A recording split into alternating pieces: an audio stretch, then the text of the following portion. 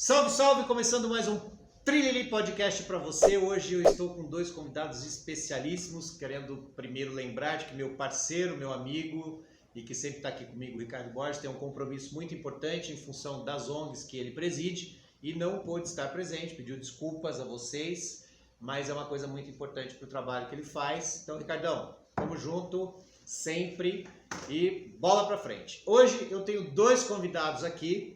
Dois meninos jovens como eu, né? Nós que temos assim 25 anos. Acima de 18. Acima de 18, somos maiores de idade, né? Podemos andar descalço, enfim. E eu vou conversar com esses meninos maravilhosos, duas pessoas assim de uma genialidade incrível, que eu tenho certeza que você que está nos assistindo vai se encantar e se apaixonar, não só pela pessoa humana deles, mas pelo talento que cada um tem dentro da sua realidade artística. São dois grandes artistas e que vieram aqui nos dar a honra de poder participar do Trilili Podcast. Eles que estiveram aqui na casa, aliás, falando na casa, quero dizer, lembrar você que você pode nos visitar aqui. Venha para o Arouche, Rua do Arouche 126. Viva Arouche, a nossa casa, aqui você pode expor, você pode fazer corporativo, você pode fazer festa, você pode fazer aniversário, você pode fazer reuniões, você pode lançar seu livro, você pode fazer exposições, que é mais ou menos sobre isso que a gente vai falar hoje aqui. Então venha nos conhecer que será um grande prazer. Eu estou falando de dois garotos geniais, Anderson e Carlos, essa dupla infalível que está aqui nos prestigiando, que estiveram aqui os dois na semana passada para conhecer o espaço e a gente bateu um papo delicioso. E vieram não por acaso, quem os trouxe aqui foi a Lina, nossa grande parceira também, uma das curadoras da casa, que os trouxe aqui para que eles pudessem conhecer o espaço e fazer duas coisas muito arteiras aqui, né? Um em relação à literatura, o outro às artes plásticas, que se uniram para um trabalho genialíssimo e que farão uma exposição de 9 de março a 23 de março, então, próximo ano, uma exposição maravilhosa, que eles vão contar pra gente tudo sobre isso, e também o lançamento de um livro. Anderson e Carlos, muitíssimo obrigado pela presença de vocês. Obrigado pelo convite. É a gente que agradece muito, não só eu, Ricardo, meu parceiro de programa, e claro, a nossa parceiraça, Luciane Wayland, que é a curadora mor da casa, nossa matriarca, vamos dizer assim, que está felicíssima, gostaria de estar aqui, mas também por compromissos alheios à vontade dela. Ela não pôde vir hoje, mas já nos falamos e mandou um beijo para vocês. Falou que vocês podem beber todo o estoque da casa, não tem problema nenhum. Depois a gente chama aplicativo para levá-los embora, porque eu não vou conseguir carregar os dois. Mas isso é uma grande bobagem. Eu queria começar contigo, Anderson, já que você está na ponta direita aí. Opa! Que nós que somos bons jogadores, né? Eu como jogador sou um excelente gandula, sempre digo isso. E eu queria que você primeiro falasse um pouquinho de você. Quem é o Anderson? Que tem tanto talento. Aliás, uma curiosidade. Anderson Carlos e Carlos Loto. Olha só, né? Uma inversão de nomes. Então, Anderson Carlos, que é, além de fotógrafo, é um artista plástico. E eu queria que você falasse quem é você, para que as pessoas soubessem desse seu potencial primeiro enquanto ser humano e do profissional que você é na área das artes plásticas. É uma pergunta sempre difícil, né? Responder quem sou eu, mas vamos tentar. Eu sempre gostei de desenhar, sempre gostei de fazer colagens, mas nunca tive nem apoio e nem condições de ir pro fundo nas artes plásticas. Muito tempo depois eu comecei a fazer bonecos de tecido, que também não gostei, aí conheci o Carlos. Ele falava, é horrível isso! Eu não gostava. Ele odiava, eu adorava o boneco. Que maldade, que maldade. E aí foram caixas e caixas. Olha, eu já vou adiantar, vai ter muita briga aqui, viu? Vai. Brigam que nem cão e gato, mas não se largam. Mas tem final feliz. Tem final muito feliz. E aí ele falava, não, isso é ruim, isso é ruim, isso é ruim. E aí eu fui meio abandonando. Só que eu sempre gostei de linha e texturas. E aí eu falei, já que boneco não dá certo, vamos ver o que eu faço, o que eu vou fazer. E eu gosto muito de investigar material. Qualquer material que você me der, eu vou me interessar pela maleabilidade, pela textura e vou fazer as investigações. Aí passei por estilo, passei por aquarela, passei por colagem, fazer livro de artista, encadernação manual, e aí eu caí na madeira. E a madeira abriu assim as portas de uma forma bem potente comigo. E eu não faço esculturas. Eu brinco e evidencio os defeitos da madeira e transporto esses defeitos da madeira, esse trabalho que eu faço com a madeira, para a tela e para o papel. Para que você que está aí saiba, a gente vai depois inserir durante a edição deste programa as imagens do que a gente está falando aqui. Porque se a gente trouxesse todo esse material, acaba tomando muito tempo ao mostrar, etc. Enquanto a gente fala, a imagem vai rodar e a gente vai poder ver tudo isso. Você falou, primeiro eu quero fazer um comentário sobre uma coisa que você falou, né? Você disse que no começo não tinha muito apoio. Aliás, sempre o artista não tem apoio. Essa é a grande realidade do país. E segundo, você disse que foi para madeira, mas eu queria que você me dissesse assim, o que é esse trabalho que você disse que você não, na verdade, quase que manipula a madeira, mas você dá uma outra realidade a ela, dá uma outra característica. Você trabalha com entalhe, Eu trabalho com entalhe. Vamos ver.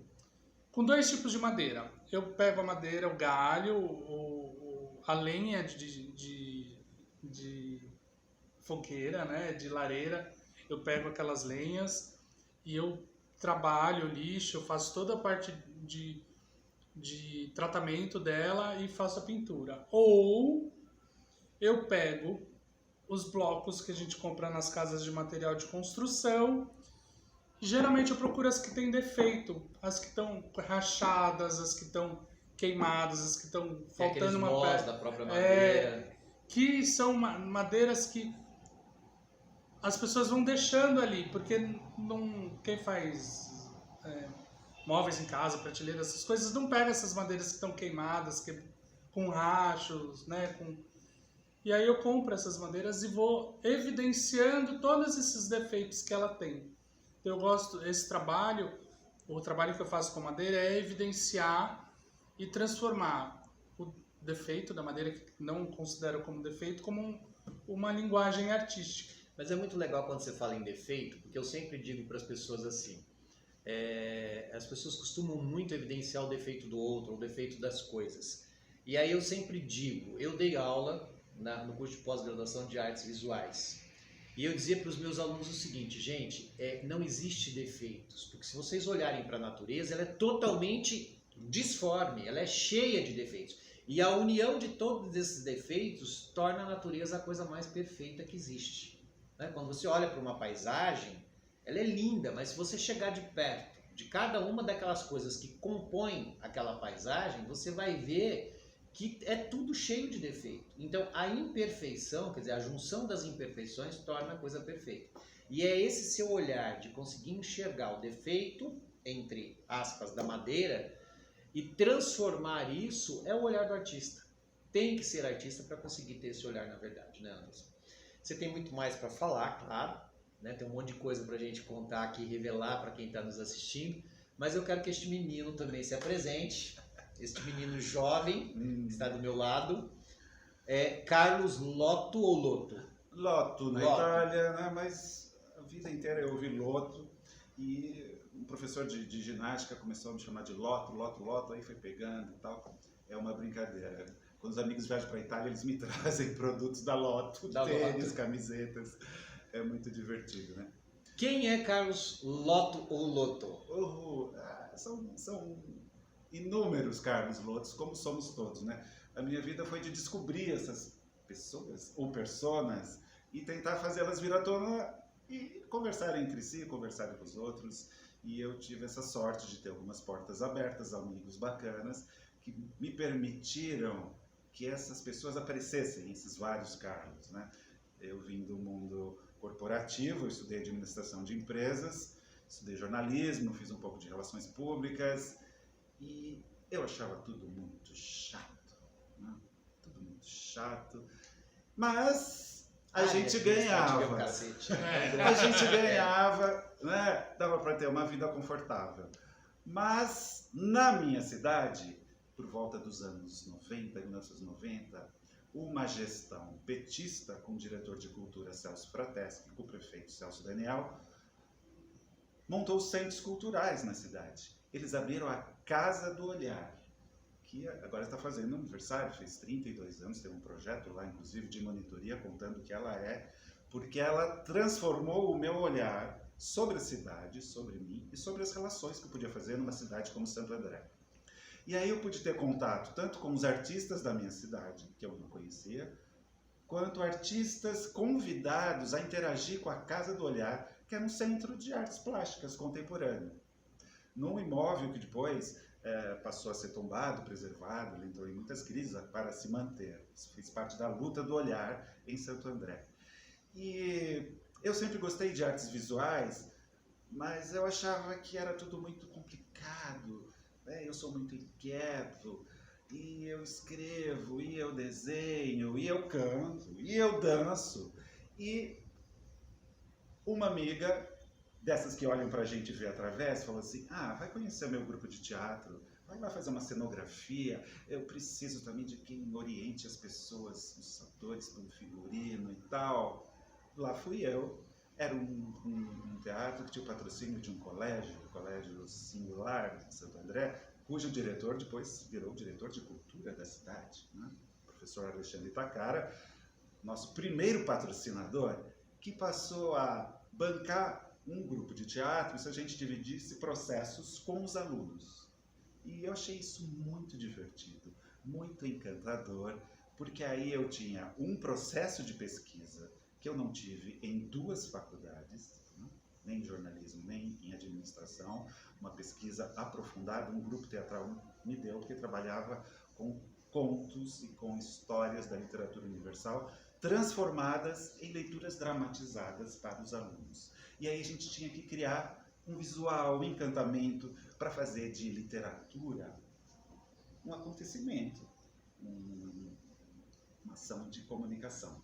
E aí, como você mesmo disse antes da gente começar essa nossa conversa bacana aqui, o teatro amador é uma grande escola, porque você faz um pouco de tudo. É a maior escola do teatro. Pois é, e aí a gente se descobre dramaturgo, diretor, ator, visagista, produtor, contra-regra, cantor, você pode fazer a luz, você pode fazer a trilha, e você vai fazer divulgação, você vai com uma parte do seu espetáculo num lugar público, para convidar as pessoas para conhecer o seu trabalho.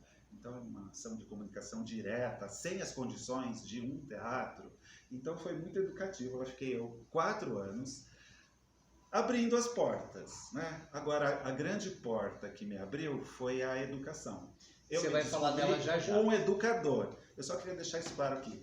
Eu me descobri um educador. O artista está em função do educador. E essa foi a grande virada, né? Eu queria fazer uma brincadeira aqui também. Quando você falou Anderson e Carlos, me lembrou um pouco o Enio e o Beto da Vila Sésamo, dos Muppet Shows, que é como a gente interage o tempo inteiro. Nós somos Muppets. A gente procura trazer humor para as coisas terríveis que nos acontecem, sem tirar o peso delas, mas nos tratando como esses personagens ridículos que somos e fazer desses ridículos, desses defeitos, a nossa obra, para que a gente possa ser mais isso e que essa liberdade nos aprimore, né? Não só transformar esses defeitos em coisas que deixem de ser defeitos, mas que eles sejam particularidades das quais a gente até se orgulhe, se não for para prejudicar ninguém. E é a arte o instrumento para isso.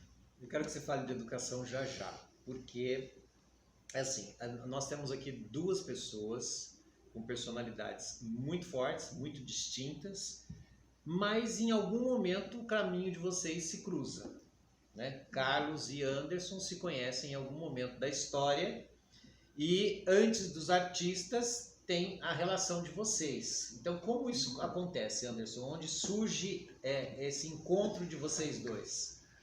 Vamos voltar. Túnel do Nossa, Tempo. túnel do Vai tempo. precisar de vários História, capítulos. né? Vamos tricotar. A gente se conheceu por aplicativo, eu tava na praia, 5 dias depois eu subi para São Paulo, a gente marcou um cinema, assistimos um filme francês, conhecemos uma amiga dele na rua, uma artista plástica que estava na rua, ela encontrou a gente, Avenida Paulista, a gente foi tomar um café, aí se despedindo ela falou, gostei dele. Aí, que era eu. E aí você disse, eu também. Aí a gente começou a namorar nesse dia, assim, não largou mais. E há quantos anos isso? 9 anos. 9 anos. Muito Estamos indo pro 10º. Que maravilha, uma década juntos. Isso é muito bacana, porque assim, nós estamos vivendo um momento no Brasil em que se fala dessa realidade LGBT, né, dessa crescente, aliás, uma das maiores fatias do mercado brasileiro, aliás, é a 8ª economia do mundo hoje, a economia LGBT. É um público muito forte, um público muito inteligente, que aliás nesse universo tem muita gente interessante como vocês, que são inteligentíssimos, que são artistas, que têm um potencial maravilhoso. Mas a gente está vivendo um momento de quase que retrocesso, na tentativa hoje de querer destituir aquilo que esses idiotas, eu vou chamar bem de idiotas, querem dizer que não é família, né? Então assim, é algo muito monstruoso isso. O Brasil é o país que mais mata transexual do mundo. Isso é uma vergonha mundial. Um país que tem tanta liberdade, um país que a gente faz o que quer e bem entende, ainda tem os retrógrados de uma cabeça totalmente fechada, né? Uma gente medíocre que tem o preconceito. Então assim, é muito bonito ver duas pessoas com uma relação tão longa, porque não é fácil você conviver por tanto tempo com alguém. E isso é muito legal. Mas você falou uma coisa, Carlos, que me voltou assim à memória muitos anos atrás. Você falou de Vila Sésamo, que é uma série que não é brasileira, e que essa série passava na televisão. Eu era muito pequeno e eu era fãzérrimo de Vila Sésamo. E por gostar de escrever desde pequeno, aliás, nós temos algo em comum, somos dramaturgos, eu assistia muito a Vila Sésamo e eu sempre fui muito ligado nos caracteres, de saber quem dirigia, quem roteirizava, quem isso, quem aquilo. E quem fazia a adaptação para o Brasil de Vila Sésamo, olha que coisa curiosa, era um cara chamado Ronaldo Ciambroni, à época. E que quando eu vi o nome dele lá, roteiro, né, Ronaldo Ciambroni e tal, eu imaginava com um senhor velhinho, né, de cabelinho branco, porque a gente sempre imagina isso. Imagine eu, nasci lá no meio do mato, no interior e tal.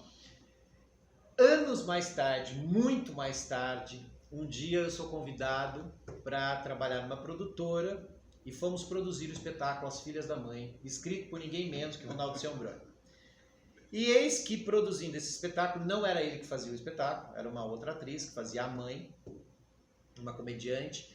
E depois, um dia, eu não estava mais na produção do espetáculo, no apoio de produção, eu fui chamado, porque eu sabia o texto inteiro, eu fui chamado um dia para fazer As Filhas da Mãe, fazer 4 personagens. O produtor, à época, me ligou e falou, Hussein, eu preciso que você faça, o ator está doente, ele não tem como fazer, você tem que fazer as personagens X, Y, Z. Vou eu correndo para o teatro para fazer Teatro Itália.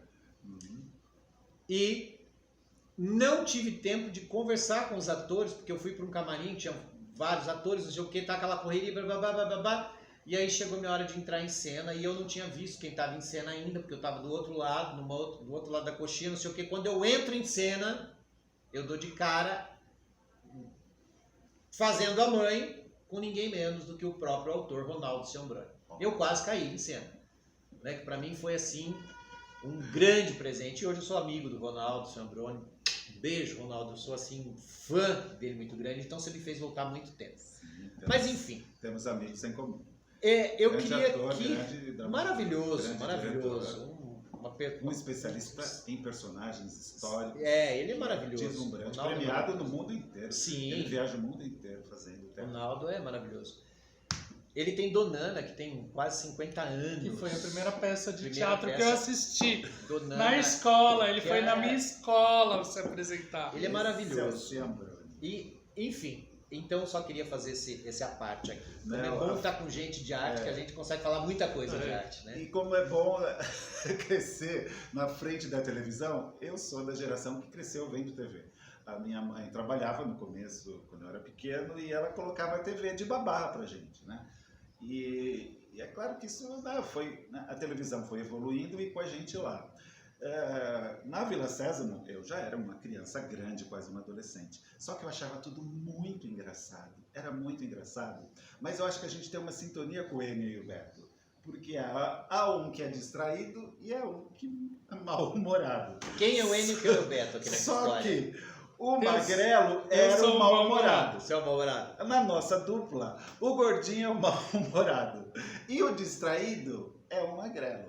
E a gente vai temperando isso. Às vezes a coisa muda, às vezes entra uma pig, o caco, o sapo. Eu gosto muito do Hospital dos Descabeçados. Eu acho que a vida é um hospital de descabeçados. Então, volta e meia, a gente está dentro daquela sala de cirurgia com pessoas insanas operando as outras. Agora, essa é a vida. eu queria dizer uma coisa, assim, da minha alegria de tê-los aqui hoje, não só por serem artistas e tudo, mas existem momentos na vida da gente, para quem gosta de arte, existem momentos na vida da gente que são muito importantes e talvez para algumas pessoas são momentos tão en passant que não tem o menor interesse. Mas semana passada, quando esses dois meninos vieram aqui, eles trouxeram isto aqui. Isto aqui é um boneco de um livro este que vai ser lançado aqui. O boneco, para quem não sabe, tem gente que, né, não sabe os nomes de algumas coisas, por exemplo, isso aqui é do universo de uma editoração. A editora ela monta um boneco do livro, tanto que ele não é colado nem nada, são vários cadernos dentro, a capa é tudo um teste para que o autor do livro possa dar o seu ok, dizer beleza e tal. E eles vieram com este boneco na mão, aliás, no dia que vocês receberam o boneco. E eles nos trouxeram para poder ver o material de primeiríssima mão que vai ser publicado. E aí, assim, conversando, vocês dois, estava aqui a Lina, que os trouxe, e a Luciene, nós tivemos a felicidade de poder folhear este livro, né, quer dizer, este boneco de um livro, em que tem uma riqueza, não foi possível ler, mas eu, assim, ao passar os olhos em algumas páginas, eu consegui fazer uma leitura um pouco dinâmica, rápida de algumas coisas e ver, né, ao mesmo tempo as imagens que estão aqui. E é um trabalho de parceria de vocês dois, que o livro tem como título O que Restou da Floresta. O texto é do Carlos e as imagens de fotografia do Anderson. E aí, assim, antes da gente... depois, lógico, eu vou pedir para vocês me mandarem algumas imagens do livro para a gente poder inserir aqui na edição. Não todas, claro, só pelo menos uma pitadinha do que é. Pode deixar. Eu diria, em primeiro lugar, assim, eu quero começar com você para falar das imagens. Eu fiquei estarrecido com o que eu vi, assim, de uma beleza, a sua visão de fotógrafo, de uma profundidade, de uma beleza, de uma riqueza de detalhes da floresta, porque você foi lá em loco para fotografar. E eu acredito que, em princípio, quando você fez essas fotos, talvez você não tivesse a ideia necessariamente de tornar isso um livro. Não. Começou... O Carlos tinha os textos e ele queria fazer um livro com uma pegada artística. E aí eu peguei uma câmera e falei, vamos sair para fotografar. E aí fotografa o grande e o pequeno. E eu gosto dos detalhes, eu gosto das pequenas imperfeições, das reentrâncias, da proximidade com as coisas. E eu comecei a fazer esses percursos fotográficos em Paranapiacaba, Bertioga, cidades em volta do interior, sempre procurando nas áreas de preservação ambiental, em Marcilac. Então, e o que fotografar? fotografar o grande ou fotografar o pequeno. Então, a gente foi fotografando, foram uns 4 anos, né, de fotos, deu mais de 3.000 fotos. Aí com aquele material, o que a gente vai fazer? E lendo os textos do Carlos e tendo aquele mundaréu de fotos, os detalhes das coisas me chamou a atenção. As pequenas reentrâncias, os pequenos musgos, as folhas, ou o grande, mas com muito detalhe, escuro, lembrando uma estilogravura, né, uma pegada mais artística. Então foi esse processo de seleção que a gente teve. E o que é muito interessante, a gente vai conseguir inserir algumas imagens, nas suas fotos, o que me impressionou muito, você falou em estilogravura. Na verdade, quando você olha, não parece fotografia. Parece ou uma pintura, ou parece uma estilogravura, ou sei lá, uma decupagem de imagens, um mosaico de alguma coisa montada, sombreada, porque assim, são lindas demais as suas fotos, lindas demais. Obrigado. E aí, claro, eu não tive a oportunidade de ler, né, o livro como um todo, eu pincelei muito rapidamente o olhar sobre tudo isso, e vi algumas frases muito rápidas assim que me chamaram muito a atenção no texto do Carlos, que além de dramaturgo, além de ator, diretor, produtor, a gente faz de tudo um pouco, é um grande escritor, porque você tem uma sensibilidade de palavra que é uma coisa impressionante. E aí, resumindo o nosso bate-papo daquele dia, eu estou falando da palavra porque a palavra é algo muito pertinente à minha realidade, porque além de ator, eu sou professor de português, eu sou dramaturgo, sou escritor, sou roteirista e eu sou apaixonado pela palavra. E eu sou um ator que gosta do teatro pobre, por isso eu sou fã de Grotowski, que ele trabalha a teoria em busca do teatro pobre. E ele fala que a palavra é a essência de tudo. E aí eu vi algumas frases do seu livro que me chamaram muita atenção, então assim, a palavra é muito forte. E aí você leu um pequeno poeminha, que inclusive usa a palavra. Né? Marcado aqui. Que depois você vai ler, óbvio que eu vou querer que você leia isso, porque ele é pequeno e de uma grandeza absurda. E aí você junta, né, essa coisa linda que é a palavra com essas imagens espetaculares do Anderson. E sem querer ilustrar. Elas não são ilustrativas. A imagem e a palavra juntas, elas causam uma sensação. É uma sensação de estar dentro, de estar em contato com... Por mais que vocês não quisessem juntar, quando a gente olha a palavra e a imagem, o que a gente imagina? Há uma interação tão forte entre elas, né, que cria uma simbiose muito forte, é uma junção de emoções, na verdade. Porque eu acho que esse livro aqui, além de ser um livro visual, né, de uma linguagem não verbal, que é a fotografia, ele tem a linguagem verbal, que é a palavra. E ao mesmo tempo, você sabe que folheando o livro aquele dia, assim, eu fiquei impressionado e me parecia que eu estava lá na floresta. Né?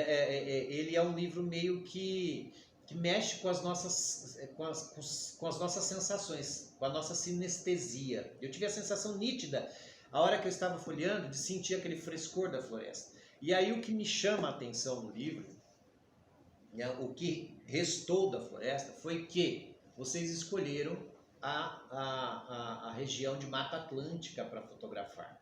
Né? Para as pessoas que não valorizam a nossa Mata Atlântica, ela começa lá no Rio Grande do Norte e ela passa por 17 estados brasileiros, né, de ponta a ponta do nosso país. Desses 17 estados brasileiros e de todo esse território de Mata Atlântica que a gente tem, nós temos, compõe 15% do nosso país.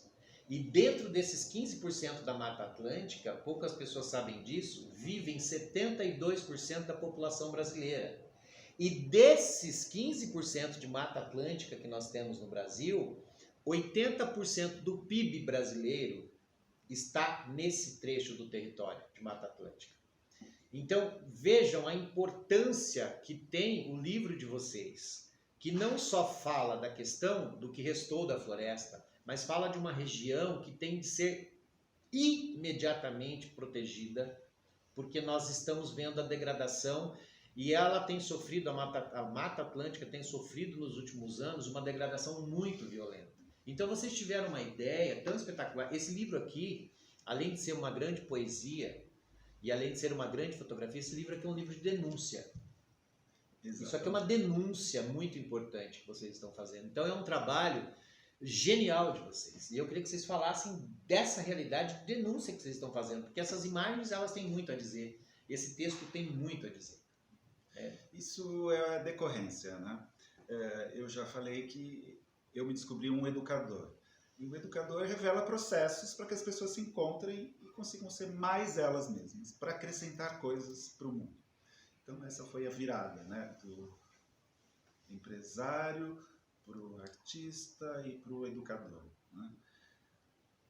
Os textos nasceram de uma viagem que eu fiz à Amazônia no ano 2000, com um grupo de 20 professores, através do Parque Escola de Santo André, que havia lá um engenheiro florestal, um arquiteto especialista em palmeiras, que morou em Belém do Pará e fez um roteiro para quem tivesse interesse conhecer como é que a gente fala? Os meandros da vida amazonense em volta de Belém do Pará até chegando a Manaus. Então fizemos um circuito desse. Como tudo é muito impressionante, isso avivou um escritor, poeta, memorialista, jornalista, e os textos aconteceram. Um pouco lá, um pouco na volta. Foi feita uma exposição de fotos na volta, 20 pessoas fotografando, deu uma exposição incrível, né? Naquela época a gente tinha que revelar as fotos, fizemos um convênio com uma foto para ela revelar a foto de 20 pessoas. E os textos foram acontecendo. E aí depois, claro, a vida toma outros rumos e as pessoas gostam, aí ficou lá, né? A vida vai levando a gente para outros lados, né? Quando eu conheci o Anderson, ele era um artista latente, ele é um artista gráfico muito refinado, né? Ele falou muito humildemente dele, né? Ele foi, ao contrário, ele foi das artes gráficas para a área corporativa, mas ele é um artista gráfico muito refinado, né? E aí, conhecendo as brincadeiras gráficas dele, isso foi até um elo da gente criar um repertório juntos, de convivência, de trocas. E eu, no circuito cultural, com a Casa do Olhar e o hábito de visitar artistas, visitar ateliês, conviver com eles, isso foi trazendo um artista amplificado, né? E aí, é claro, né? A gente une bibliotecas, une os baús, une as histórias. Quando ele viu os textos, ele disse assim, mas você não vai publicar isso? Eu falei, eu só vou publicar quando for um livro de arte. Ah, então vamos fazer, né? Aí ficou a ideia. Agora, como a gente gosta muito de mato e gosta de viajar de final de semana, a gente vai indo e ele leva uma máquina fotográfica e exercita, né? Um artista tem um olhar preparado, né? E aí a gente vai se divertir, a gente vai curtir os amigos, vai curtir o mato, vai relaxar e a gente vai vendo aí coisas positivas e coisas negativas. A gente vai vendo o que essas viagens pelo mato fazem de bem pra gente e a degradação, que é inevitável, né? E aí a gente foi juntando. Aí eu passei a escrever sobre isso. Eu tinha um outro repertório que foi sendo somado a um olhar de devastação, a um olhar de preservação. No fundo, isso é uma grande metáfora, né? Nós nos devastamos, nós nos reflorestamos. É isso que está falando aqui. Só que agora eu tenho imagens vigorosas, escolhidas a dedos. Foi um trabalho de edição de mais de 3 anos. Tanto de 500 páginas de texto para elas virarem 150, tanto de 3.000 fotos para elas virarem 150 fotos. E aí foi feita essa junção, que não era de ilustração. É um casamento mesmo, né? Exatamente. E assim, é uma fusão. Quando você faz essas fotos, Anderson, e as insere no livro, né, dialogando com a palavra da escrita por Carlos, a gente vê na sua fotografia muito além disso, porque dessa coisa belíssima que vocês criaram, que é esse livro, aí surge não só o fotógrafo, mas aí surge o artista plástico que vai fazer uma exposição de obras de artes que partiram dessa ideia. Né? Que, aliás, o Anderson trouxe um quadro, aliás, 2 quadros que a gente viu e que estarão aqui, né? Que farão parte da exposição. E que o muito interessante dos seus quadros, e eu vou pedir que você permita que a gente pelo menos mostre um nessa edição aqui, para que as pessoas vejam, você trabalha uma outra linguagem que não a fotografia, que você trabalha a coisa da cartografia. Né? Porque quando eu disse denúncia, é um livro de denúncia, porque essa sua cartografia já não mais fotográfica, mas uma cartografia de artes plásticas, do trabalho, do quadro que você faz, traz a linguagem da cartografia. E ali tem uma razão de ser. Eu queria que você falasse um pouquinho disso. A gente... Primeiro, a Mata Atlântica que está fotografada, é importante frisar que é de São Paulo. Sim. E a pesquisa que eu fiz da cartografia é referente às demarcações indígenas e quilombolas em São Paulo, no estado de São Paulo.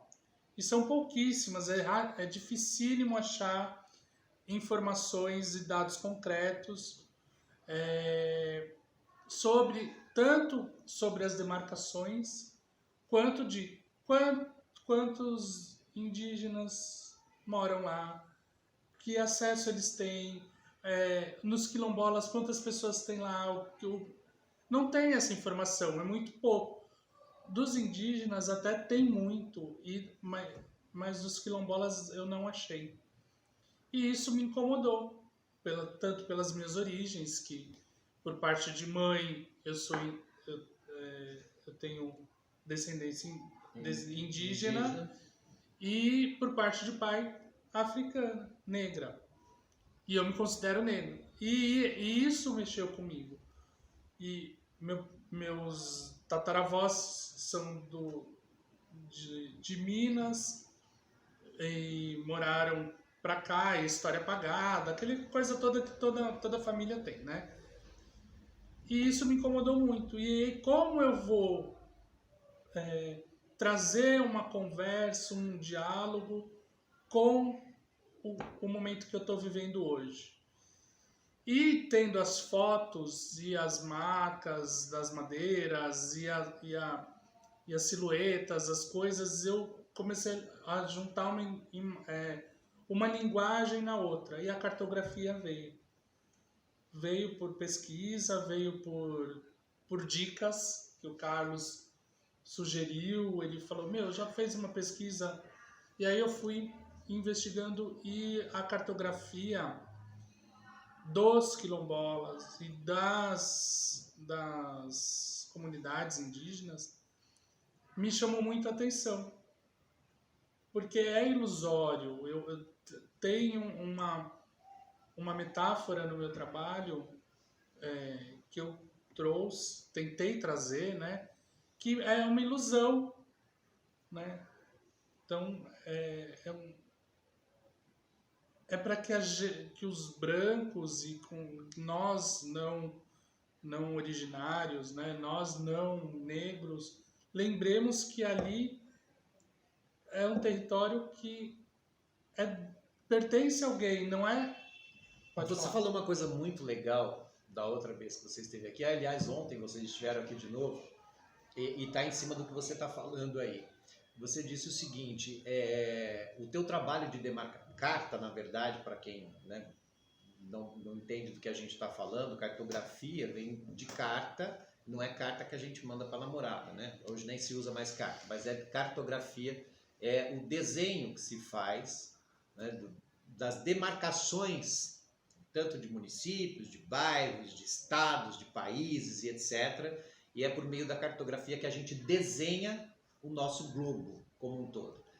E ao você fazer essa cartografia das demarcações quilombolas e dos povos originários, é muito interessante o que você falou. Você disse o seguinte, A gente está fazendo um trabalho artístico para demonstrar as demarcações desses povos, quando na verdade nós não teríamos que desenhar, nem marcar, nem fazer cartografia alguma, porque as terras originariamente são deles. Nós é que somos os invasores. Isso que eu gostei quando você falou ontem e da outra vez que vocês estiveram aqui. E somos invasores. E somos invasores. E continuamos invadindo.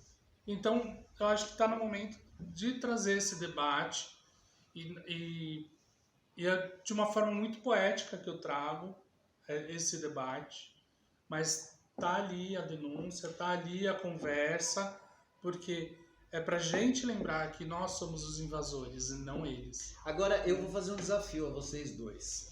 Porque assim, quando a gente conversa com pessoas inteligentes, a gente vê gente que sabe o que faz, né? Vocês são gente que faz.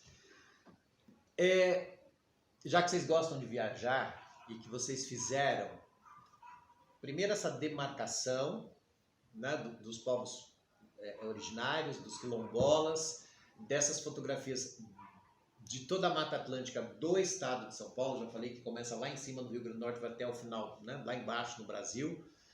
Mas, quando nós falamos em floresta, que é uma das palavras do título do livro de vocês, O que Restou da Floresta, a gente tem que lembrar a população brasileira, as pessoas que têm amor às nossas terras. Aliás, a COP agora discutiu muito isso e pelo jeito vai terminar na lata do lixo.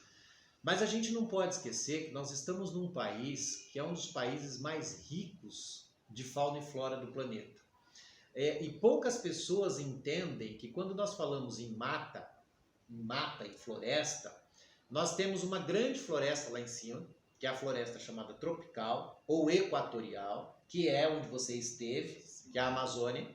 Lá é uma floresta. Nós temos a Mata Atlântica, nós temos a Caatinga, nós temos o Cerrado, nós temos o sistema Araucária, nós temos os Pampas, enfim, são várias diversificações de riqueza de natureza que nós temos, que tudo isso não deixa... Nós temos os mangues, que tudo isso faz parte, e tem um outro que me foge a memória agora, que é o mais próximo do Cerrado, ali uma região do Cerrado, que são coisas muito distintas da nossa natureza brasileira, é nosso.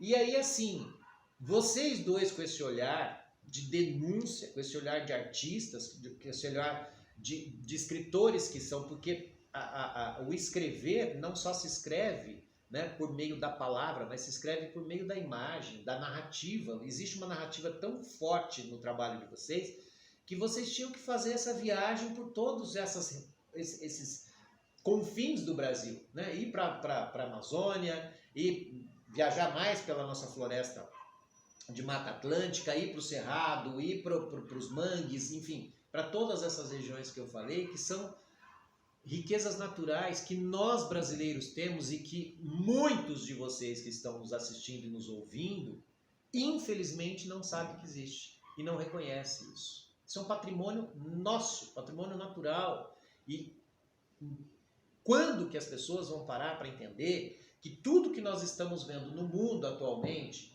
enchentes, maremotos, terremotos e tantos outros da vida, vamos dizer assim, está acabando com o que a gente tem graças ao egoísmo humano.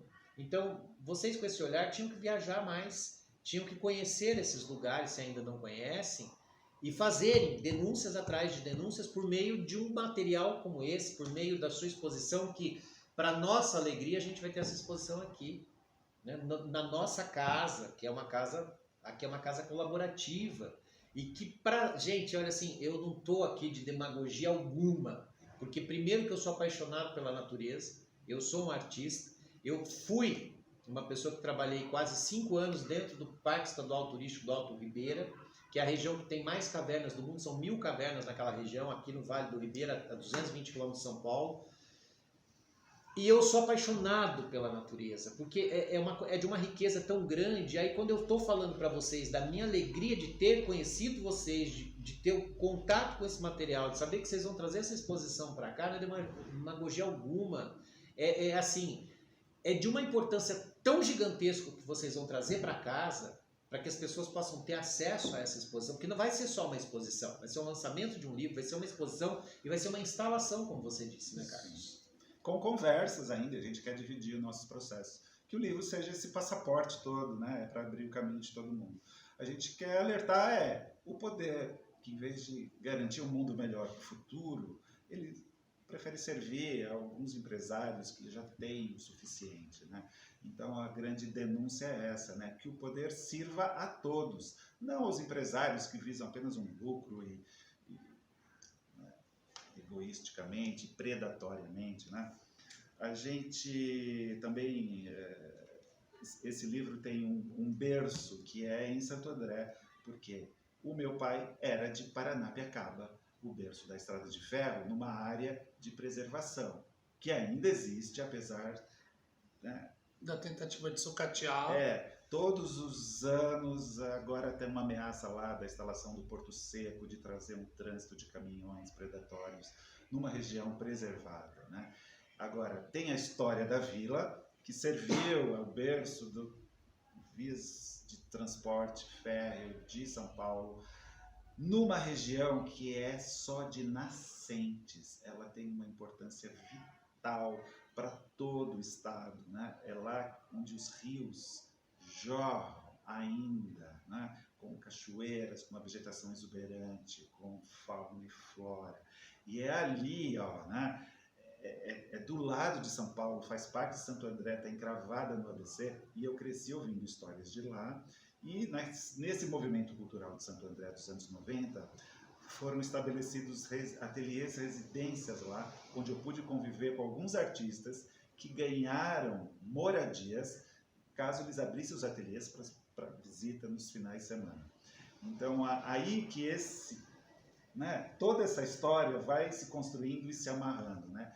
Eu convivi com pessoas que tinham esse olhar numa região que fez parte da minha história e que é da minha cidade. Sim. E que está conectada com a história do desenvolvimento do país, né? Lá eu conto uma parte mais técnica dessa região, justamente para mostrar a importância dela, que desde a época de Dom Pedro foi levantada a importância dela. E a gente continua devastando, né?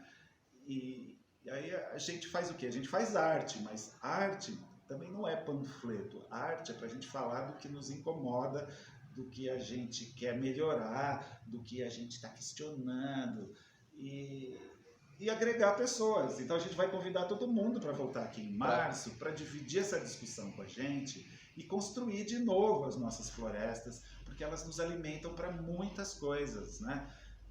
A gente vivencia isso nos une, isso nos faz produzir, isso nos tira de doenças, nos tira de maus pensamentos, nos tira das mágoas horríveis de conviver com pessoas frustradas o tempo inteiro, né?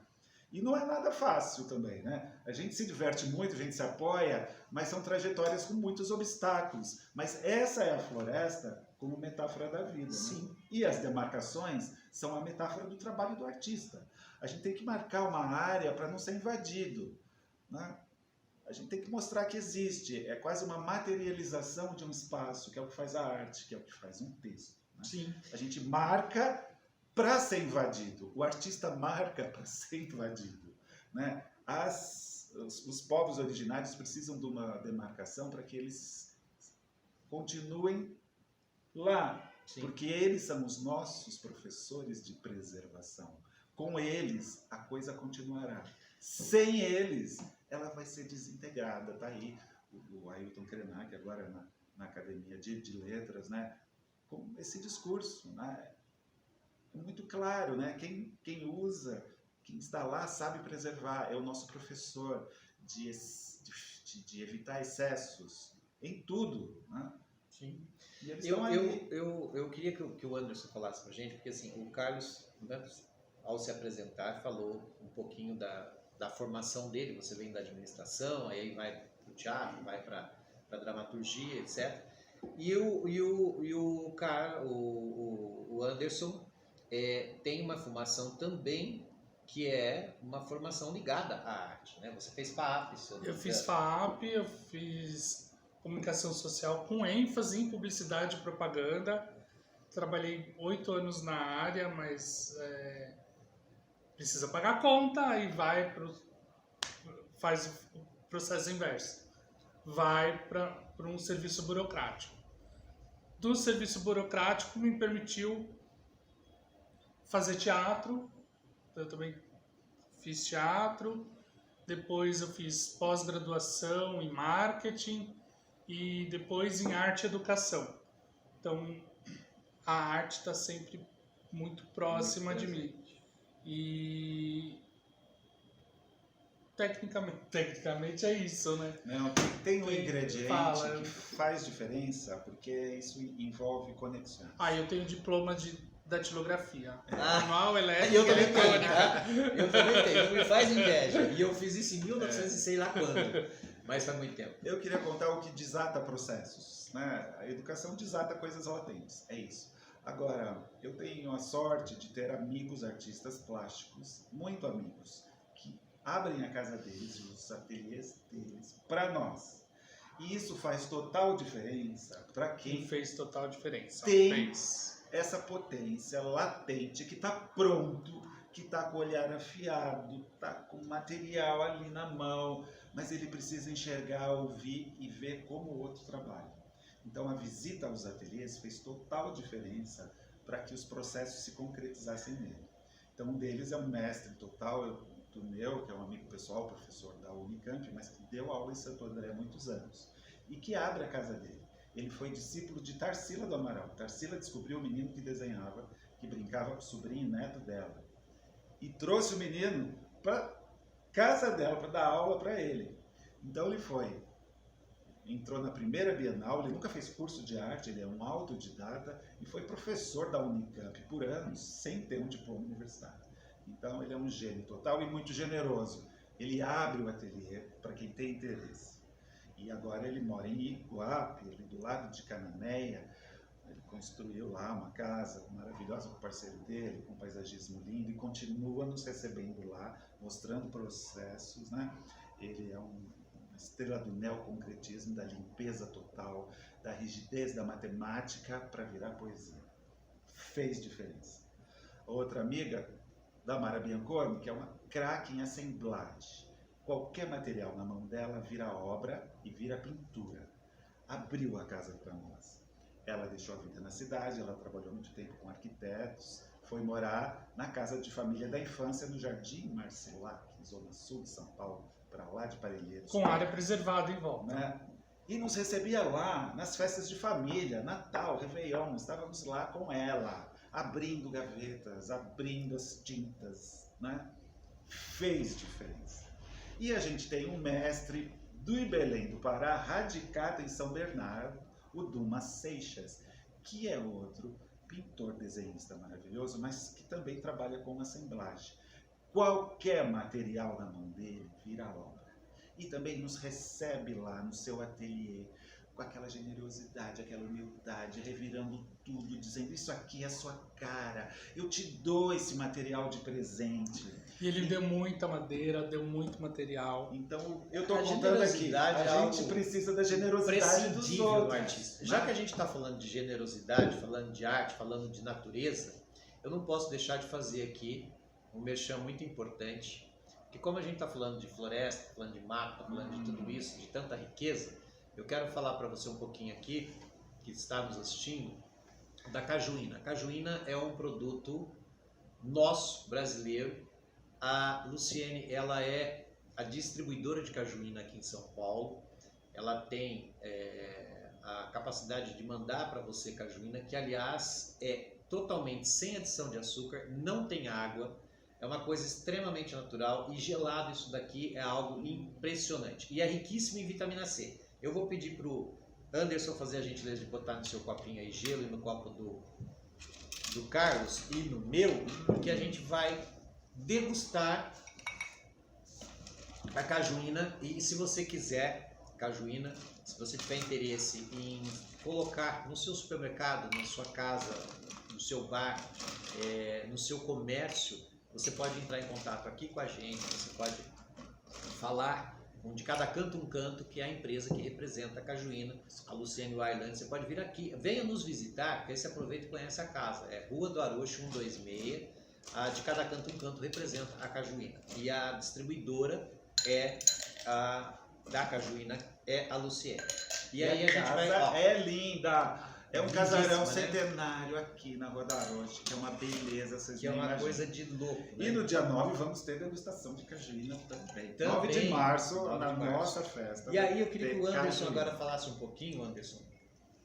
Você, além de, né, lançar o livro junto, em parceria com o Carlos, nessa exposição que vocês vão fazer de 9 de março a 23 de março do ano que vem. Aliás, hoje eles estavam medindo tudo aqui, trouxeram trena, estão medindo para tudo que é lado. Aqui Eles tem vão... 5 salas para serem ocupadas. E vai ser o que essa? Porque na verdade não é só uma exposição, é como o Carlos disse, é uma instalação. O que você vai trazer para essa exposição para que as pessoas saibam e possam ver? Vamos fazer um brinde primeiro com cajuína? Viva, eu já... Saúde a vocês, Porque é saúde a muito, todos vocês que muito estão bom. nos acompanhando, porque isso daqui é delicioso. Olha, ela tá purinha aqui, mas ela combina com um monte de outros brindes. Dá para fazer muita coisa, extremamente delicioso. Então, tome cajuína.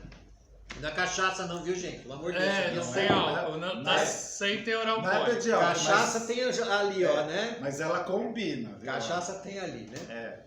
Bom, mas aliás, falando em cachaça, a De Cada Canto um Canto, que é a empresa da Luciene, vocês experimentaram da outra vez que estiveram aqui, ela também agora está com a distribuição da gengibirra, que é uma bebida que vem lá de Belém do Pará, né, do nosso querido, do Amapá, desculpa, do nosso querido amigo Lucas, que esteve aqui, que a gente gravou, que já está no ar o podcast com ele, e a geleia também de gengibre, que é na Mangarataia, é a marca dele. Mangarataia é um termo indígena que significa gengibre. E aí ele fabrica, né? Ele fabrica a gengibirra, que é uma bebida deliciosa, e além disso a geleia feita também do gengibre, que é da marca dele. E a Luciene, ela é distribuidora agora desse produto aqui em São Paulo. Então você pode entrar em contato com De Cada Canto um Canto, que você vai gostar muito. Vai ter tudo aqui dia 9 de março. E vai ter dia 9 de março. E aí eu queria que você falasse um pouquinho dessa instalação exposição que você vai fazer junto com o A Carlos. gente vai invadir as salas. Então hoje a gente veio tirar as medições porque tá tudo tem muita coisa pronta, porque a Lina que me trouxe, me convidou, me apresentou na casa, ela viu uma pequena parte da minha produção, e aí a gente vai trazer Numa exposição em Santo num André, espaço maravilhoso. chamado que é Natureza Impressa. Santo André. Obrigada, Divânia, que Foi me abriu lá as o berço portas. dessa história. Aí eu apresentei uma pequena parte desse material, e aqui eu vou trazer ela quase toda.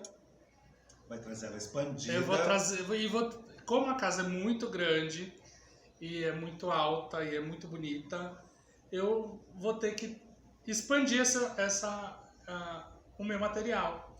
E aí já tem 2 salas com as instalações na cabeça, porque agora que eu tenho as medidas eu vou começar a produzir, né, para as salas. Então vai ter produção inédita, feita especialmente para a casa Viveroche. E a temática qual é? E eu convidei um artista para invadir uma sala comigo, e ele me deu a resposta, então a gente vai fazer uma reunião em breve. Talvez eu traga ele aqui, talvez Sim. não, vou ter que trazer ele aqui para ele me ajudar. A gente vai fazer uma sala juntos, e as outras eu vou vou ter que expandir, porque essa casa é grande. Qual a temática que será da exposição? Eu vou continuar com demarcações, e como são 5 salas, eu vou trazer as demarcações e as instalações maior, mais ampliada, mais intenso. E Para frisar bem, demarcações acaba sendo a temática da exposição. Demarcações porque o trabalho do Anderson é plástico, não de fotografia, mas o trabalho plástico que ele faz essa representação por meio das artes plásticas das demarcações quilombolas e dos povos originários do estado de São Paulo, né? Para que fique bem Com as claro. imagens, E quase, vai ficar... e uma das salas eu vou trazer as fotos ampliadas do livro para as salas também. Qual a previsão do lançamento do livro? A previsão, se tudo der certo, a gráfica colaborando, a gente lança na primeira semana de fevereiro, na editora que nos cedeu o selo de Alfarrábio Santo André. pela Dalila Teles Veras e pela Luísa Maninha, que nos abraçaram e nos deram apoio, orientações, e a gente vai fazer o primeiro lançamento em Santo André, na editora, no Espaço Alfarrábio, um espaço cultural lá, de resistência, que tem mais de 30 anos, e eles batalham para manter o espaço vivo e ativo. Isso é muito legal. O primeiro lançamento vai ser lá. E o primeiro em São Paulo vai ser aqui. Vai ser aqui. Na verdade, nada mais justo que façam lá, óbvio, né? Tudo começa por ali, então não tem mais do que justiça se fazer o lançamento lá, e óbvio, em São Paulo nós teremos o prazer de sediar esse lançamento aqui. Que vai ser no dia 9, no dia da abertura da exposição. Agora, eu queria te fazer uma 9 de pergunta, março. Anderson. 9 de março. Aliás, uma pergunta para você e uma pergunta para o Carlos depois. Para você é o seguinte, como que faz uma pessoa que é um artista nato como você, né, que tem essa paixão pela arte, que tem essa visão do fotógrafo, que tem essa visão do artista plástico, que tem essa narrativa tão importante de denúncia, né, por meio do seu trabalho artístico. Como que faz? Eu não vou falar o nome porque eu não quero fazer propaganda de instituição nenhuma aqui. Mas como que faz uma pessoa como você ter que migrar para a realidade corporativa, né? Ter que trabalhar atrás de uma mesa, num trabalho estressante que é o cacete, que eu sei o que é. É banco, mas eu não vou dizer qual, porque eu não quero fazer propaganda de graça para ninguém. Se quiserem que patrocine o nosso podcast, como que é essa realidade de você conviver com isso? Porque é um trabalho extremamente estressante o banco, né? Nossa, vai ter drama. O drama. Não vai ter drama, não. Drama. Eu foco Dramaturgo. eu foco para separar. Eu tento separar, e é difícil, mas eu separo. Eu chego em casa, eu tiro toda esse figurino, né? De final de semana eu troco até a armação do óculos para causar esse distanciamento e produzo. É estressante, eu chego cansado, tudo, mas tem um fator social no meu trabalho que eu gosto e me satisfaz. E essa parte social é legal. Mas eu separo, embora tenha passado por vários processos aí de recusa, de conflitos entre o artista e o burocrata. Hoje eu lido bem, hoje eu lido muito bem, um não interfere mais no outro. O estresse é muito grande. Mas tem as válvulas. E não é válvula de escape, também não é uma terapia. Mas eu agradeço a Michele, que foi minha terapeuta durante 2 anos. Né? Não foi só isso. Todo mundo precisa tanto de terapia quanto de outras coisas. Eu queria só situar você como você tem uma vida cultural além do seu trabalho, fosse você o que fosse, médico, dentista, um chefe de cozinha. A gente procura ir em tem museu, uma a gente cultural. procura ir no teatro, Sempre no cinema, em exposição, em casa de amigo que abre ateliê, lançamento de livro, palestras sobre os mais diversos Isso é muito bacana. estilos. Você sabe que hoje eu estava assistindo pela manhã. Hoje, gente, na verdade, estou falando hoje, mas você vai assistir a esse podcast daqui a alguns dias. Nós estamos gravando hoje, 12 de dezembro de 2023, e como tem que editar e tudo, e a gente não tem aquele compromisso de toda semana ter que estar no ar a edição de um podcast, porque o nosso podcast não é uma coisa, a gente não pode dizer que é semanal, quinzenal, mensal, não. A gente grava quando tem gente interessante para gravar. E ele vai subir pro YouTube no dia 19, quinta-feira da semana que vem. Então, assim, hoje pela manhã, 12 de dezembro, eu estava assistindo ao jornal pela manhã e uma reportagem dizia que o prefeito de São Paulo pediu acho que 500 bilhões, alguma coisa assim, eu peguei só à distância a notícia, mas para que os ônibus da cidade de São Paulo, as pessoas possam circular gratuitamente aos domingos para que elas possam ter acesso, quer dizer, gasta-se aí R$15 pelo menos no mínimo para você ir e vir da sua casa, dependendo de onde você mora, então as pessoas terão a gratuidade do ônibus aos domingos para que possam ter acesso a esse dinheirinho que gastaria com a condução, vai gastar com a pipoca, vai gastar com sorvete, vai gastar com, enfim, para poder ir a lugares que ofereçam o acesso à cultura gratuitamente. Muito interessante o projeto, não estou fazendo propaganda do prefeito aqui, porque aliás eu não puxo o rabo lambo o rabo de ninguém, nem de um político, mas assim, é um projeto muito interessante porque beneficia a cultura, beneficia acesso. É isso que você está falando, que acaba sendo uma válvula de você poder ter essa frequência em lugares culturais, como vocês dois conseguem fazer isso, é muito interessante. E leitura. Todo Fantástico. dia eu saio de casa com meu embornal, porque eu sou das antigas e eu uso embornal. Yeah. E é piada para todo mundo. Eu uso embornal para levar meu livro. Então eu leio. E é muito engraçado, porque no metrô, indo para o trabalho ou voltando para casa, são raríssimas as pessoas que estão com o livro. Então um apelo, leiam, que melhora muito. Vão em exposição, melhora muito. Não tenho vergonha de ir nos lugares, porque a gente já ouviu, galeria. ouviu muito. Eu não vou porque eu não tenho roupa, eu não vou porque eu não vou porque eu não tenho roupa, eu não vou porque eu não sei ir, eu não sei importar. Gente, é balela, os lugares são abertos e é para frequentar mesmo. Acessos gratuitos. A vantagem de um grande centro como São Paulo é oferecer essa cartela. Ele nos estressa de muitas maneiras, mas a gente só aguenta para ter essa vida cultural que faz a gente ficar melhor. Tudo isso, acesso à cultura, né? Fundamental. E às vezes a maior parte dos programas é gratuito, ou tem dias de ingresso gratuito. E a leitura, como disse o Anderson, bem lembrado, né? bem cobrado para que as pessoas leiam, você pode viajar por meio dos livros para o mundo inteiro. Né? Os livros te levam a uma viagem única, a palavra é algo muito forte. Eu amo a palavra, porque a palavra é a nossa essência. Né?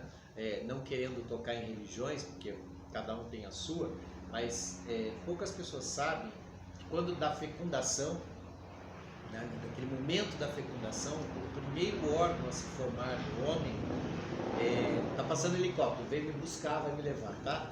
É a mandíbula, e a mandíbula é a base do aparelho fonador. E é muito interessante, porque aí você pega lá a Bíblia e você vai ler lá que o verbo se fez carne, ou seja, olha a grandeza do que é a palavra. Nós somos nada mais do que palavra, nós somos verbo. Né? O verbo, quer dizer, a palavra, a ação se faz ser humano, se faz carne. Então isso é fantástico. Né? Então ler é uma grande viagem. E quando a gente lê, a gente reconhece o mundo, reconhece os lugares. Esse livro de vocês tem que ser lido, tem que ser visto.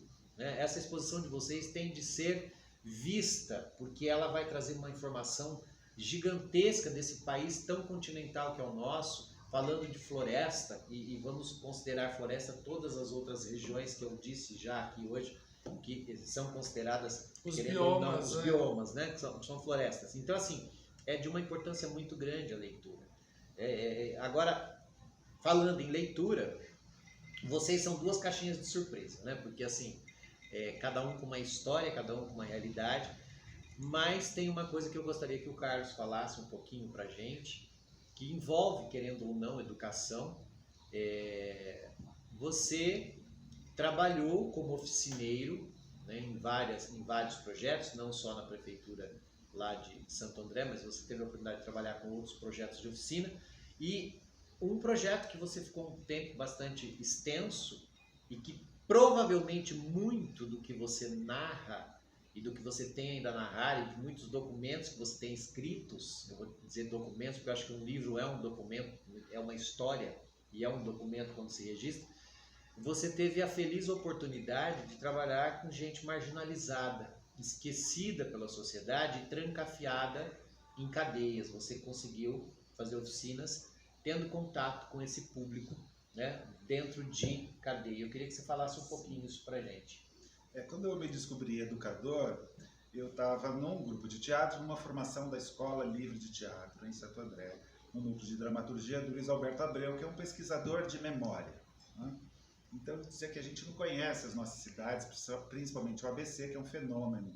Em nenhum lugar do Brasil aconteceu esse movimento lá de operários que puderam educar melhor suas famílias e as cidades cresceram em função disso.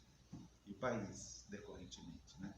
E aí eu fui investigar essas memórias para montar um espetáculo do núcleo, que era nessa cidade, e onde a gente vai pesquisar memória com os habitantes mais antigos. E isso me encantou de tal forma que eu montei um projeto de coletar histórias que circulou depois por vários SESCs, acho que eu estive em 10 unidades dos SESCs, felizmente por 6 meses, às vezes 2 semestres, só com grupos de melhor idade, recolhendo histórias que no final desse processo cada grupo escolhia o que ia fazer com essas histórias. Um espetáculo, uma interferência sonora, uma brincadeira de clowns, um painel visual. Foi uma experiência incrível. Essa experiência me levou a trabalhar com psicóticos graves, porque uma psicóloga descobriu esse processo e veio me convidar para atuar com ela. Aí eu fiquei 8 anos trabalhando só com psicóticos graves e dependentes químicos numa instituição pública que se chama CAPS, Centro de Atenção Psicossocial, que é um serviço muito bom de atendimento à saúde mental público, é um ambulatório público de saúde mental, onde há uma equipe multidisciplinar, ou melhor, interdisciplinar, que acolhe as pessoas com transtornos mentais e dependências químicas com várias atividades. A minha atividade era a oficina da palavra, de novo, que é recolher histórias, mas dar leitura para servir de discussão. A sua história, mais uma história já narrada, dá o quê? E aí as pessoas se descobriam e viravam ou narradoras, ou atrizes, ou escritoras, ou poetas, ou filósofos, encontrei muitos. Esse trabalho, de novo, recebeu um convite, aí foi da Secretaria de Cultura de Diadema, para atuar no presídio de Diadema, um centro de detenção provisório, mas que é um presídio, né, onde os homens, né, um presídio masculino, ficam lá 5 a 10 anos. E lá fiquei eu 5 anos, indo lá 1 ou 2 vezes por semana, só trabalhando a oficina da palavra, que era levar repertório lido para criar discussões sobre a vida deles. No fundo, os projetos são sempre, tem um psicólogo que chama, esqueci o nome dele agora, transicionais, né? O que te leva de uma situação presente para uma perspectiva. Então você precisa planejar essa sua perspectiva. E aí uma, sei lá, firmeza cultural, uma oportunidade cultural expande o seu universo que às vezes você acha que é limitado. E aí a literatura faz isso, como a arte faz isso, a cultura faz isso, ou um grupo de amigos faz isso. Então, a minha formação foi sempre, né, o teatro nos dá, né? É um grupo de pessoas conversando sobre um assunto para ter uma opinião sobre ele e contar essa opinião. Isso é uma oficina de arte. Na verdade, foi você fez a isso que eu me dediquei. Eu acho que é um trabalho divino isso, maravilhoso. É a coisa do analista e do analisando, né? É um jogo. Eu digo sempre, eu amo psicologia. Aliás, eu tenho pós-graduação em psicopedagogia e o teatro é a ciência que estuda o comportamento humano.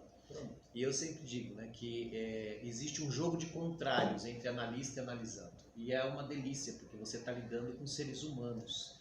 Agora, Anderson, você produz, provavelmente aos finais de semana, como você disse, e se alguém, né, que está aqui nos vendo, nos assistindo, disser assim, puxa vida, eu gostaria de ter a oportunidade de aprender com o Anderson. Você nunca pensou em dar uma oficina? Vocês darem uma oficina em parceria? Já, a gente pensou sim. A gente tá esperando espaço, Já né? tentamos em lives durante a pandemia. Em lives deu certo, mas a gente tem, sim, a gente precisa de um espaço.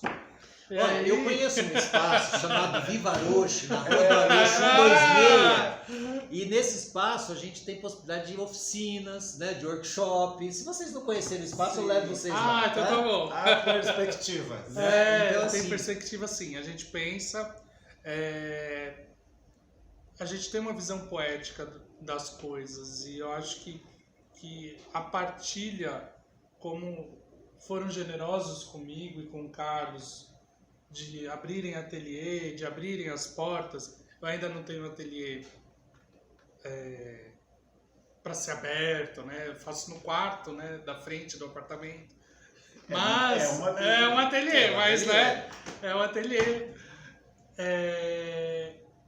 E eu acho que partilhar é muito importante. E a gente pretende e tem ideias e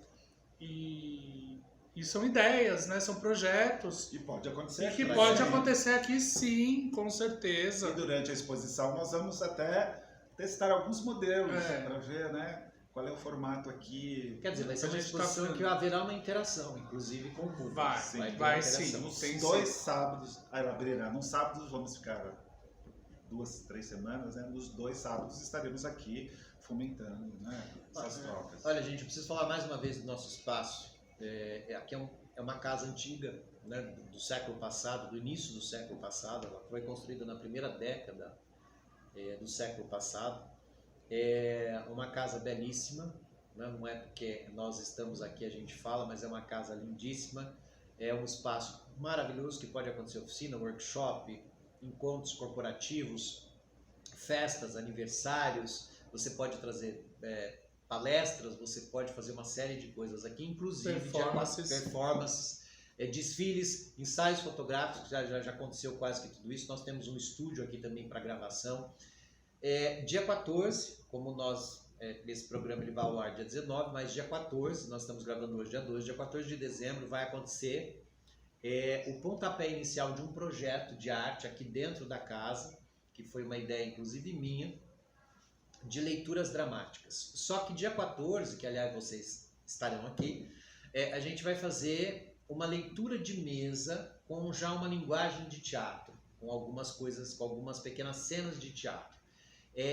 Esse projeto é para lançar o projeto de leituras dramáticas que a gente vai fazer a partir do ano que vem. Então agora é um ensaio, vamos dizer assim, que a gente vai fazer a leitura de um texto meu, inclusive, que eu estou ensaiando com a Elina Coronato. A direção dessa leitura de mesa vai ser da Lina, em parceria com a Elina de Souza. As duas são atrizes, né? E vão fazer a direção desse trabalho. Então, assim, é mais uma opção de você que é dramaturgo, o Carlos está aqui, é dramaturgo. Você que é dramaturgo, você pode trazer a sua leitura dramática para cá, né? Converse com a gente e será um prazer receber você aqui para fazer a sua leitura dramática. A primeira leitura do ano que vem vai ser sobre um texto do Raimundo Gadelha, que é um grande escritor brasileiro. Ele tem um texto que ele, em conversa comigo e com a Elina, disse que gostaria muito de que a gente, né, fizesse uma leitura desse texto. Falei, então vamos fazer uma leitura dramática. E então será uma série de leituras aí de textos. E o espaço está aberto para isso. Falando em leitura, falando em dramaturgia, em teatro, não posso deixar de falar da nossa parceira, Trilili Podcast, que é a Faculdade Anália Franco, que fica lá no Tatuapé, entre o Tatuapé e Carrão, na verdade, bem pertinho do Anália Franco. Rua Nova Jerusalém, 1053, a gente está no processo de credenciamento do curso de Pedagogia e nós estamos num processo de formação para o curso de teatro, um curso tanto preparatório quanto um curso técnico para teatro e que é um curso criado por mim, pela Cristina Trevisan, que é uma das grandes diretoras brasileiras.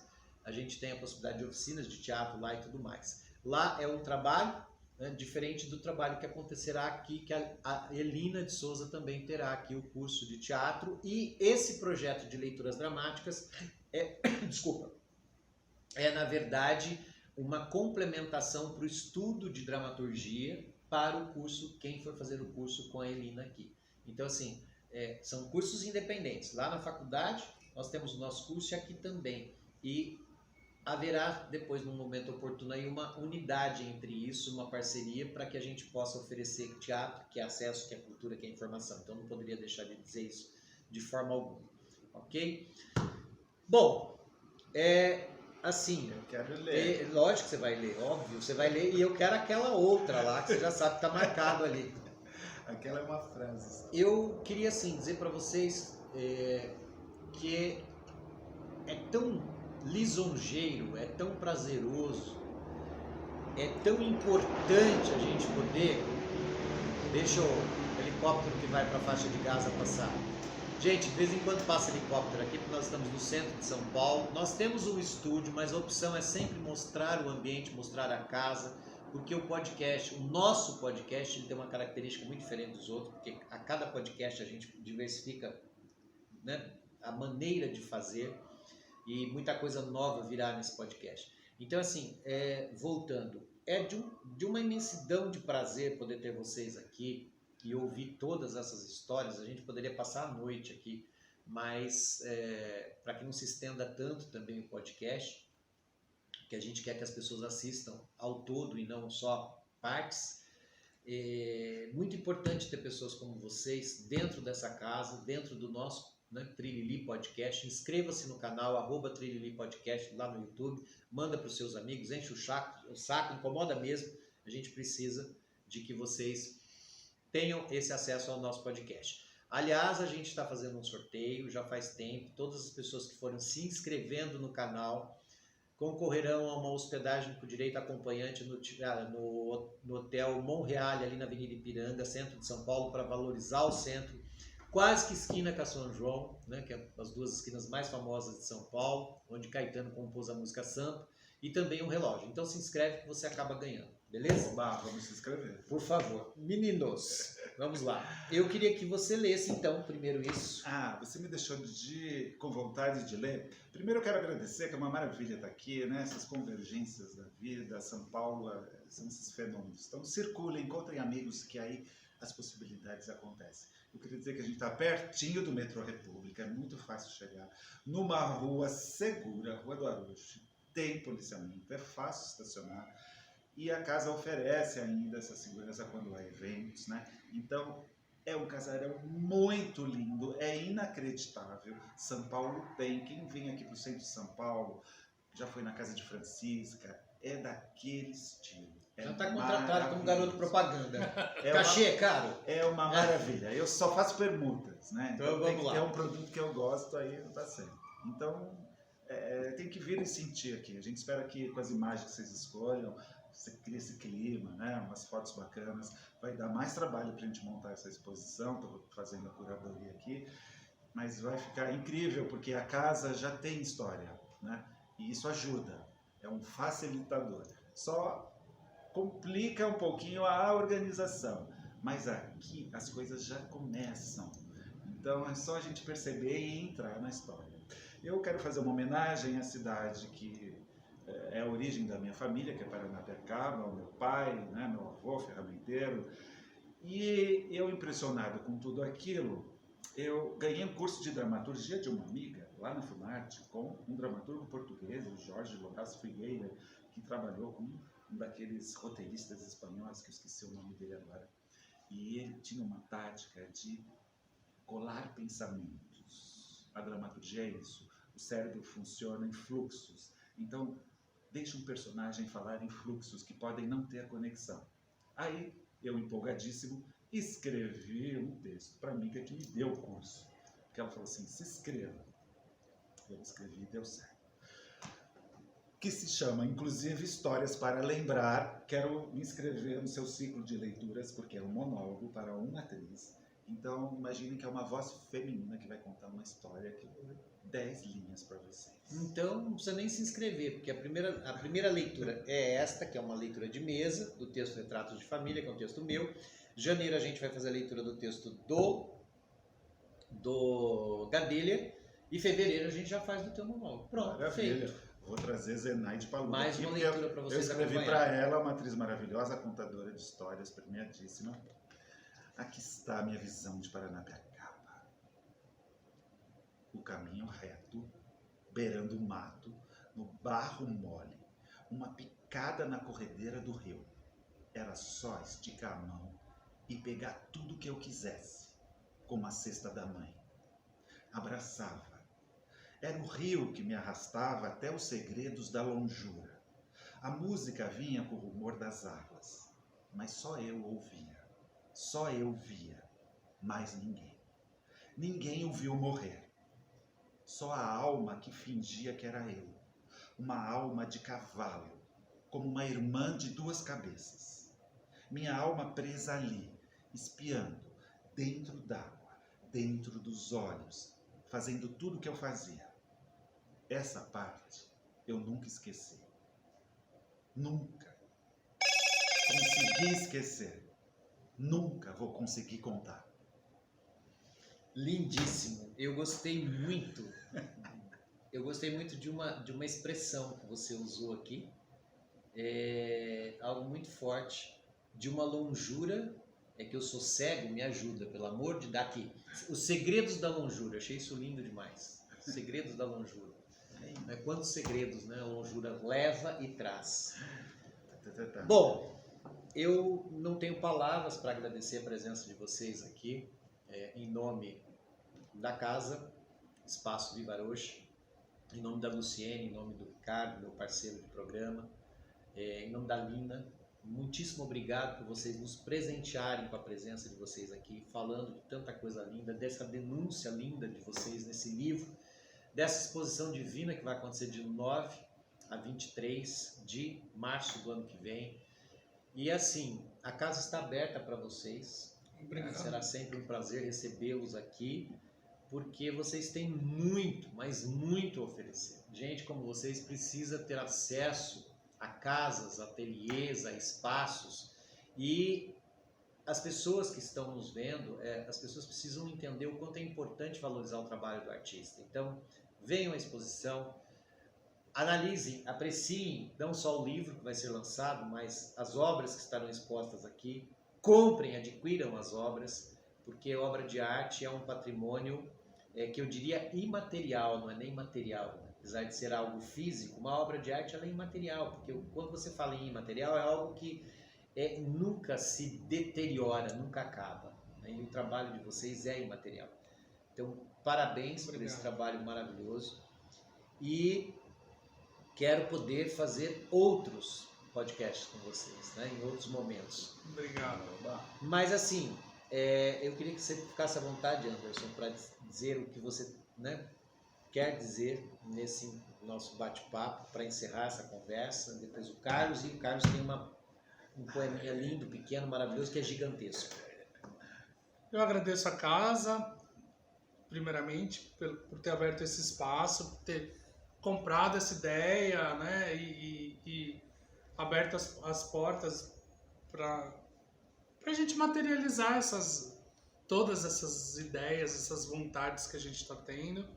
Agradeço você que convidou a gente para o podcast, isso Prazer. é muito legal. Agradeço o primeiro espaço, né, Carlos, que abriu para a gente, que foi o Natureza Impressa. Também conheço e sigam no Instagram, Ateliê Natureza Impressa, que é um espaço que está se fortalecendo, está criando uma rotina de eventos, exposições em Santo André. Que é pertinho. Que é pertinho. Não tem metrô ainda, mas é pertinho. É pertinho. É tem o muito trem. bem. Tem o trem. Tem um trem que é tranquilo. E eu acho que a função da arte é trazer assuntos para o diálogo, trazer as pessoas para dialogarem. A arte é política e a política não pode apagar a arte. Porque todo relacionamento é político, toda conversa é política. Política é troca e a arte está aí para isso, é para fazer essa troca, é para estimular a troca. E a troca tem que ser saudável, tem que ser boa para todo mundo. E a arte propicia isso. Então, comprem arte, leiam livros, vão em exposições, ampliem os seus relacionamentos. E a arte te ajuda em muito a ampliar tudo, amplia. É incrível. Então fiquem de olho e acompanhem a casa. Sigam, se quiserem, a gente, Anderson Café, no Instagram. Carlos Loto no Instagram. Tem muitos assuntos. Loto com 2 T's. Lotos com né? 2 T's. Isso. T de tatu. Lá, TT. E é isso, gente. Obrigado mais uma vez. Obrigado você, muito obrigado. Muito bom. Vamos Querido fechar com Carlos, poemas. Vamos lá. Esse é para a Amazônia, que é o segundo berço, né? O primeiro berço foi Paranapiacaba, no cerne da Mata Atlântica, que é linda, né? Fomos do sul ao norte, de Cananéia até lá para os altos de São Sebastião, e foi uma beleza de passeios. Mas nada é igual ao Alter do Chão, e aí vocês têm que ir lá ver antes que ele suma, já está num estado perigoso, mas é um dos paraísos que existem lá, né? Então, depois de um final de semana lá, aconteceu isso aqui. Chama Taingava, ser humano. Entre o azul e o verde, uma canoa. Entre o dia e a noite, uma canoa. Entre o sul e o norte, uma canoa. Entre um homem e um homem, uma palavra. É o que eu disse, é um poema tão pequenininho, mas é de uma grandeza gigante. E quando eu pedi para você fazer a leitura dele, é porque tem a palavra, né? E palavra é algo maravilhoso. Mais uma vez, muitíssimo obrigado a vocês dois, né, por essa presença lisonjeira para a gente aqui. E a você que nos acompanha, siga a nossa casa, @vivaroche no Instagram. Você pode entrar no nosso site www.vivaroche.com.br e tomar todas as informações necessárias sobre o nosso espaço, pegar telefone, etc. Tome cajuína. De Olha, cada Lu, canto. vamos tomar cajuína. Ela vai ficar felicíssima por isso. Se quiser tomar cajuína, comprar cajuína, claro, é só falar com a Luciene, de cada canto um canto. Você também pode seguir nas redes sociais e nos siga nas redes sociais. A gente também tem o Instagram, @trililipodcast, como também o nosso canal, @trililipodcast no YouTube. Lembrando que hoje a gente está gravando dia 12 de dezembro, mas vai ao ar dia 19, então este é o último podcast do ano. A gente fez questão de encerrar com vocês. A casa vai parar dia 20 também. A gente vai dar uma pausa, dar uma respirada, final de ano, né? Curtir família, etc. E retomaremos no dia 8 de janeiro, com muita coisa aí que vem pela frente. Então, a você, um Natal cheio de paz, cheio de harmonia, cheio de prosperidade na vida de cada um, e que a gente possa ter paz. Tem tanta guerra por aí, inclusive, né? Temos conflitos aqui agora no nosso continente, aqui tão pertinho, né? Venezuela e Guiana, nessa coisa tão desnecessária. Então é isso. Final de ano, dezembro, é o nosso último programa do ano, mas o ano que vem tem muito mais. Um Feliz Natal, cheio de paz, de amor, de harmonia, que haja paz, que não tenhamos guerra. E lembrando que 2024 vem aí com muito fôlego e muita coisa para a gente realizar. Então, Feliz Natal, um feliz Ano Novo, de muita paz e de muito amor do seu coração. Beijo e até a próxima. Tchau, tchau. Viva Roche! Viva! Viva a floresta! Obrigado, meninos.